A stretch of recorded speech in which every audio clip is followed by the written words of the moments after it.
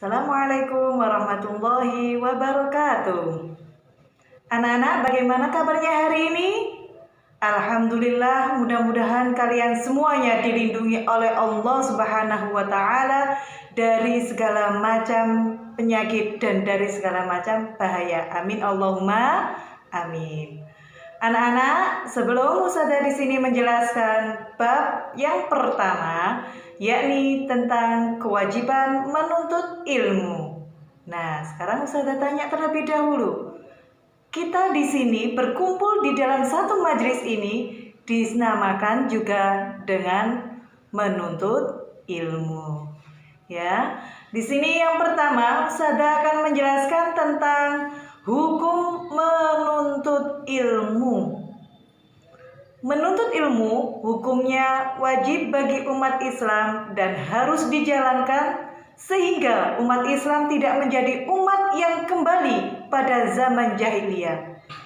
Pada zaman sekarang ini banyak sekali wali murid atau orang tua yang menginginkan putra-putrinya untuk mendapatkan ilmu pengetahuan umum saja, akan tetapi tidak mementingkan yang namanya ilmu pengetahuan agama. Padahal ilmu agama itu adalah sebagai bekal kita besok ketika kita di akhirat. Yang ditanya bukan harta kita, bukan kedudukan kita, bukan kekuasaan kita, akan tetapi sejauh mana kita di dunia ini mengamalkan seluruh ilmu agama kita sehingga nanti dapat menolong kedua orang tua kita. Ya anak-anak ya, coba sekarang kita renungkan bersama-sama.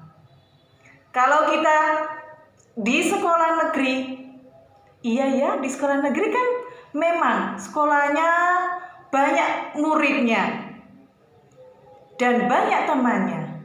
Beda dengan sekolah agama yang di situ hanya mengajarkan tentang ilmu agama, tidak. Di sekolah agama juga mengajarkan tentang ilmu umum juga. Ya, itu yang perlu kalian ketahui. Kemudian di sini dijelaskan di dalam surat Al-Mujadalah ayat 11, Bismillahirrahmanirrahim. Ya ayyuhalladzina amanu idza qila lakum tafassahu fil majalis fafsahu yafsahillahu lakum wa idza qila syuzu yarfa'illahu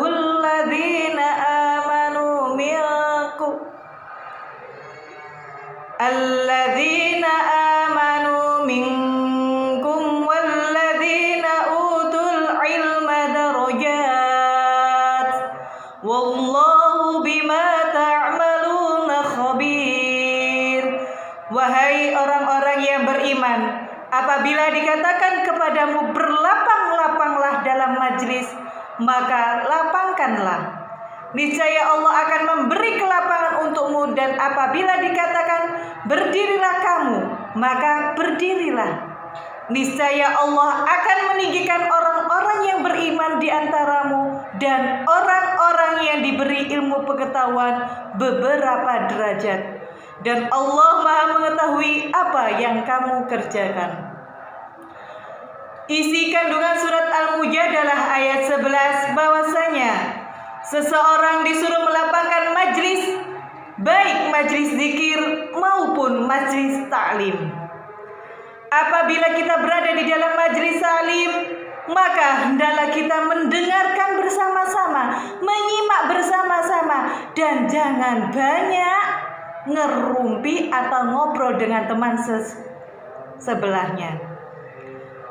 Dan kemudian untuk isi kandungan yang kedua, Allah memerintahkan hambanya untuk senantiasa mendirikan sholat dan hal-hal lainnya yang termasuk amal kebaikan. Sholat as-sholatu imaduddin. Sholat itu merupakan tiang agama. Amalannya pertama kali dipertanyakan oleh Allah ketika di akhirat itu adalah sholat ya nak. Maka dari itu jangan pernah kalian meninggalkan yang namanya sholat fardu. Mulai dari sholat subuh, sholat duhur, sholat asar, sholat maghrib, sholat isya, dan sholat subuh lagi ini yang jarang atau yang sering bolong, ya Panda. Yang ketiga, bahwasanya Allah akan mengangkat derajat manusia. Orang-orang yang berilmu tidak usah khawatir kalau kalian itu tidak bakalan menjadi orang yang sukses. Justru orang yang berilmu itu akan diangkat derajatnya oleh Allah dengan 3 syarat. Yang pertama, beriman. Yang kedua, berilmu. Dan yang ketiga, beramal soleh. Kalau kalian sudah mempunyai keimanan yang kuat, sudah mempunyai ilmu yang insya Allah kita bisa amalkan kepada orang-orang yang ada di sekitar kita, dan kita sering beramal soleh, berarti kita termasuk orang-orang yang sudah diangkat derajatnya oleh Allah. Akan tetapi ingat, kalau Allah sudah mengangkat derajat kita, janganlah kita menjadi orang yang sombong. Karena sombong itu adalah temannya setan, ya. Dan di sini ketika Allah telah mengangkat derajat manusia yang beriman, yang berilmu, yang beramal soleh, iman tidak disertai dengan ilmu dapat membawa seseorang terperosok dalam mengerjakan perbuatan-perbuatan yang dilarang oleh Allah Subhanahu wa ta'ala. Bahkan bagi dirinya sendiri atau bagi sesama manusia. Di sini menuntut ilmu itu adalah suatu usaha untuk mendapatkan pengetahuan, baik dengan cara membaca, menelaah, meneliti, memperhatikan, dan mendengar. Di sini kalian sudah mendengarkan, kalian sudah memperhatikan, kalian sudah membaca apa yang Ustazah tadi jelaskan, ya. Kemudian di dalam sebuah hadis juga terdapat hadis menuntut ilmu, kewajiban menuntut ilmu. Bismillahirrahmanirrahim. An Anas bin Malik qala Rasulullah sallallahu alaihi wasallam, talabul ilmi fariidatun ala kulli muslimin. Bahwasanya menuntut ilmu itu adalah kewajiban atas setiap muslim.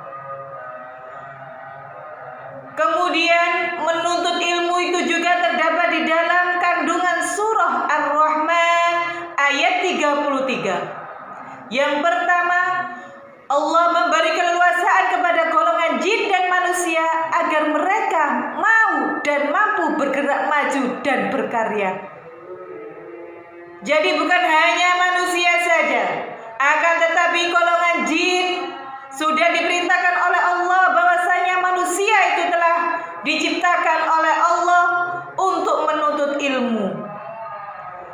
Ilmu pengetahuan dan teknologi itu merupakan syarat bagi terwujudnya kemudahan hidup di dunia. Kalau kita tidak mempunyai ilmu pengetahuan, apalagi sekarang zaman teknologi yang sudah maju di era globalisasi ini, maka dari itu dengan ilmu pengetahuan kita menjadi orang yang lebih maju, lebih berkarya, dan menjadi orang yang lebih sukses. Yang ketiga, Allah menganugerahkan akal kepada manusia dan tidak diberikan kepada makhluk lain, sehingga manusia mampu berpikir secara kritis dan logis, tidak ngawur dan juga tidak sembarangan. Adapun keutamaannya menuntut ilmu, tadi Ustazah sudah menjelaskan tentang hukumnya. Sekarang keutamaan daripada menuntut ilmu. Man kharaja fi talabil ilmi kana fi sabilillahi hatta yarji'. Barang siapa keluar untuk mencari ilmu, maka dia berada di jalan Allah sehingga dia pulang. Adapun perilaku yang mencerminkan dalam menuntut ilmu, yang pertama, rajin membaca. Membaca itu akan membuka wawasan kita terhadap dunia ini, karena buku itu adalah jendelanya dunia. Yang kedua, bertanya kepada orang yang lebih tahu. Apabila mengalami kesulitan, jangan malu-malu bertanya. Kalau malu bertanya berarti sesat di jalan. Yang ketiga, rajin berlatih. Karena apa?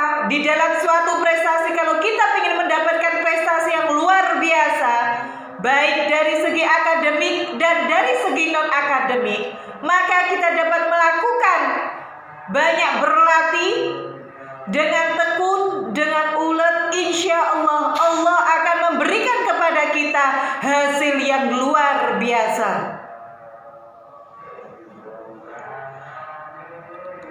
Ada sebuah kisah yang mana di sini menggambarkan, mencerminkan bahwasanya beliau termasuk orang yang luar biasa. Beliau ini namanya adalah Muhammad Husain Tabatabai. Beliau pada usia 7 tahun telah hafal Al-Quran serta memahami isi Al-Quran. Setiap ayat dari Al-Quran, kemudian beliau memahami salah satu tafsir-tafsirannya mulai dari satu kata per kata. Subhanallah. Adapun keistimewaan beliau adalah mampu meraih gelar doktor honoris causa dalam bidang Science of the Recension of the Holy Quran. Subhanallah. Kita yakin bahwasanya ilmu itu dapat kita peroleh kalau kita mau rajin dan mau belajar bersungguh-sungguh. Demikian penjelasan dari Ustazah tentang kewajiban menuntut ilmu. Maka dari itu nak, janganlah pernah kalian putus untuk menuntut ilmu. Karena dengan ilmu itulah kita menjadi orang yang istimewa, kita menjadi orang yang bisa dipandang oleh orang lain. Maka kita harus lebih semangat, lebih giat, dan lebih rajin. Demikian penjelasan dari Ustazah. Apabila ada salah kata, Ustazah mohon maaf yang sebesar-besarnya. Kita berjumpa lagi minggu depan. Ustazah akhiri. Assalamualaikum warahmatullahi wabarakatuh.